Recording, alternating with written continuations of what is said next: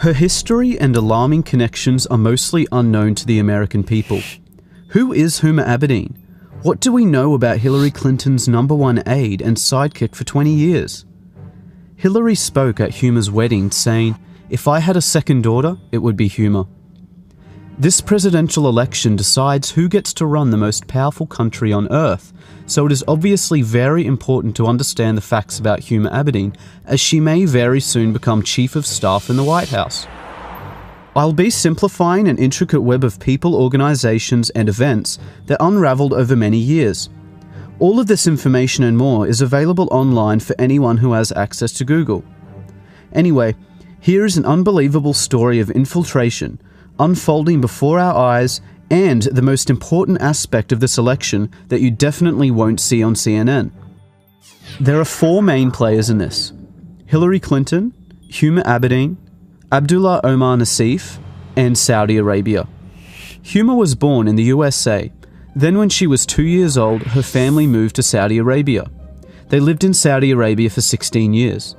Huma returned to the USA when she was 18 to study at George Washington University. Only after 2 years in the country, she became an intern for Hillary Clinton, and soon after started working full-time. Also in 1996, Huma was working at her family business, a journal by the Institute of Muslim Minority Affairs. The Abedin's family business is owned by the Muslim World League, Saudi Arabia's global organization that promotes violent Wahhabi Islam. They even share an office at 46 Goodge Street, London. Saliha Abedin, Huma's mother, and Hassan Abedin, Huma's brother, currently work there still. Abdullah Omar Naseef is one of the founders of the Muslim World League and served as vice president of the Saudi Kingdom Shura Council. He created Huma's family business along with her father. He also funded Al-Qaeda and Osama bin Laden, as did Saudi Arabia, for many years. His organization was declared guilty of funding Al-Qaeda terrorism by the USA State Department.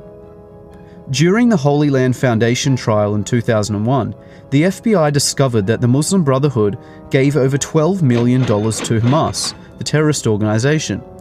They also found the secret 18-page plan for the Muslim Brotherhood, which explains that their work in America is a kind of grand jihad in eliminating and destroying Western civilization from within. This document is available online in full.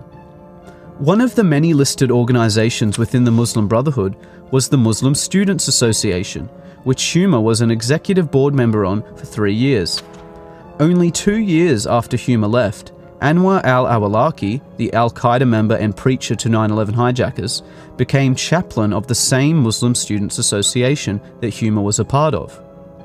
To make things worse, Huma's mother, Saliha Abedin, is a leading member of the Muslim Sisterhood, the women's division of the Muslim Brotherhood. All of these organizations share the same goal and tell us repeatedly in plain English. They want to destroy Western civilization and replace our laws with oppressive Sharia law like you see in Saudi Arabia.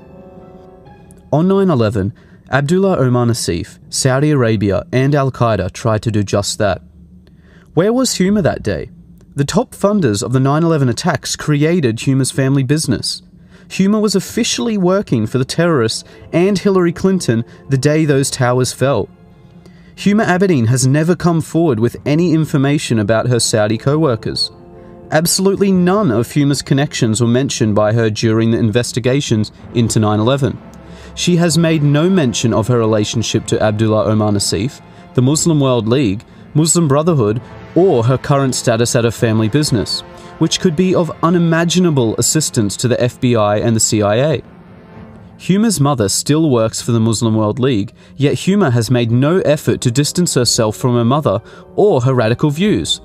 Saliha Abedin is a leading Sharia activist who has, for example, published a book called Women in Islam that claims secular man-made laws enslave women. It supports female genital mutilation, the death penalty for leaving Islam, the legal subordination of women, and the participation of women in violent jihad. Hillary Clinton has flown to meet with Saliha Abedin many times. Huma says that her mother considers her to be a big deal and is proud of her. Huma's absolute silence on all questions regarding her extremist ties says far too much.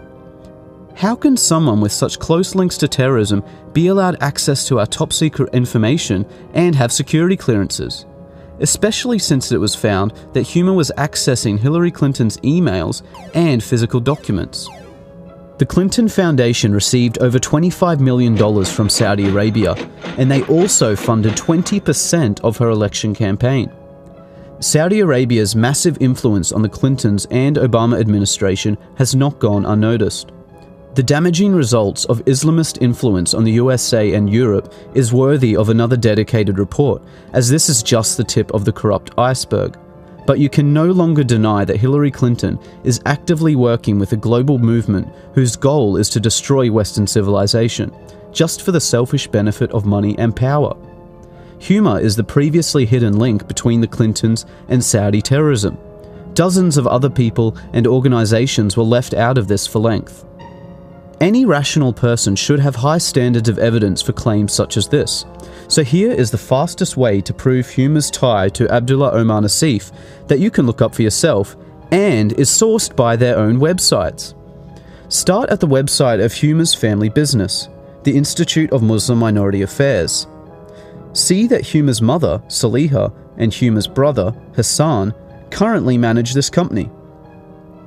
Now go to the website for the Muslim World League, owned by Saudi Arabia and Abdullah Omar Naseef. Note the address is listed by their website, 46 Goodge Street, London. Now, back to Huma's family business. If you scroll down, you see that same address, 46 Goodge Street, London. Clearly anyone can prove in seconds that Huma's family business is owned by Saudi Arabian terrorists. Their own websites make no secret of this fact. There are no more excuses for Huma's silence. She has had years of opportunities to distance herself from terrorists and radical views, but would rather simply hide. The American people demand an explanation from Huma Abedin and Hillary Clinton before the election. One simple, straightforward question needs to be answered. Did Abdullah Omar Naseef create your family business, and were you working with him in any capacity on September the 11th, 2001? Yes or no? This year marks the 15th anniversary of the day Al-Qaeda murdered 3,000 innocent citizens. Let's not forget about it so quickly. Huma's security clearances should be revoked until she or Hillary directly address this national security threat. Unfortunately, in the meantime, because of the overwhelming silence and lies, it appears to be true that a vote for Hillary Clinton will be a vote for Huma Abedin, the Muslim Brotherhood, Saudi Arabia, Al-Qaeda, and a wish for the complete destruction of the United States of America.